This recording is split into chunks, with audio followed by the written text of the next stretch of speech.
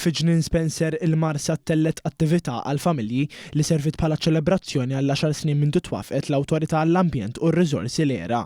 Għadd ta' familji Maltin u Għawċin erħula lejn dan il-ġnien fejn setgħu jaraw diversi stands li joffru għarfien interessanti dwar il-modi differenti kif wieħed jista' juħsieb l-ambjent ta' madwaru. It-tfal ħadu sehem flop interattiv u wkoll kellhom l-opportunità jiltaqgħu mal-karattru Fonsu l-Fenek. Daw kollha preżenti setgħu jżuru l-laboratorju ta' din l-awtorità fejn hawn il-makkinarju li ta' sekwit jintuża biex tiġi eżaminata l-kwalità tal-arja f'Malta. One News kien preżenti qalb il-familji f'din l-attività fejn rajna l-atmosfera sabiħa li kien hemm.